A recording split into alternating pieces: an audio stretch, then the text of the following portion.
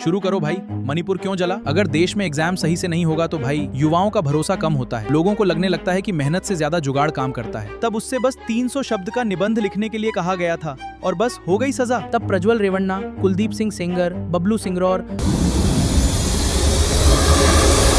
Hello India, मेरा name Ravi है और मैं राजकमल के द्वारा बनाया गया एक एआई कैरेक्टर। हेलो गाइज, मेरा नेम मोटा है और मैं भी एक एआई कैरेक्टर हूँ, कमल सर के द्वारा बनाया गया। मोटे, एक बात बता तू मुझे, कॉकरोच जनता पार्टी क्यों बनाया गया है? ताकि देश में बदलाव लाया जाए, करप्शन और बेरोजगारी खत्म की जाए।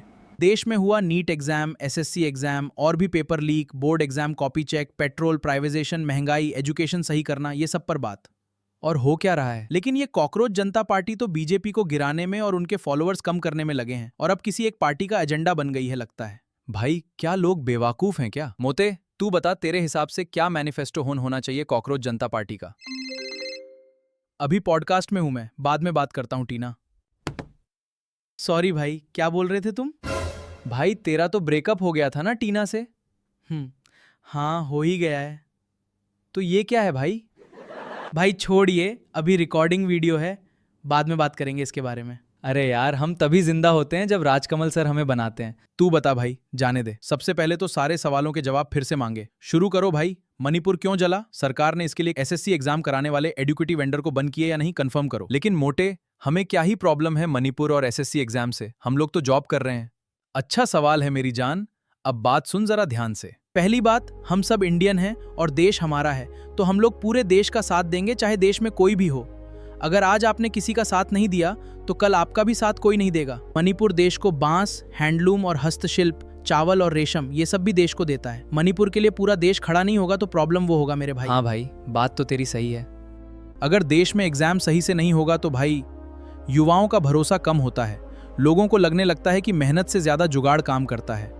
सामाजिक असंतोष बढ़ सकता है। विरोध, आंदोलन और छत्रों में नाराजगी बढ़ सकती है। देश की अर्थव्यवस्था पर असर पड़ सकता है। भर्ती प्रक्रिया बार बार रद्द होने या दोबारा कराने से समय और सरकारी संसाधन योग्य उम्मीदवारों का नुकसान होता है। नतीजा, देश में महंगाई बढ़ेगी।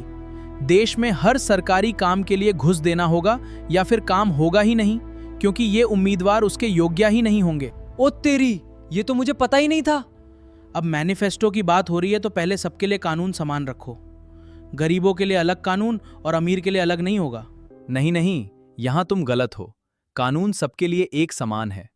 अच्छा, तब वेदांत अग्रवाल ने जब अनीश अवाधिया और अश्विनी कोष्टा का एक्सीडेंट किया, तब उससे बस 300 शब्द का निबंध लिखने के लिए कहा गया था और बस हो गई सजा।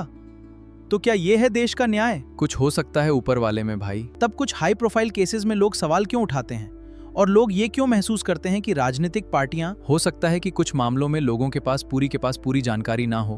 तब प्रज्वल रेवन्ना, कुलदीप सिंह सेंगर, बबलू सिंगरौर, संजय सिंह, इन सबको जेल क्यों नहीं हुआ? हो सकता है कि कुछ मामलों में पूरी जानकारी, कानूनी प्रक्रिया और सबूत अलग। अगर किसी मामले में लोगों को लगता है कि बहुत सारे सवाल खड़े हो रहे हैं तो लोग कहते हैं कि इतनी बातें सामने आने के बाद भी और सबूत क्यों मांगे जा रहे हैं? पेट्रोल की कीमत सही करो, सीजेपी का यही मैनिफेस्टो होगा।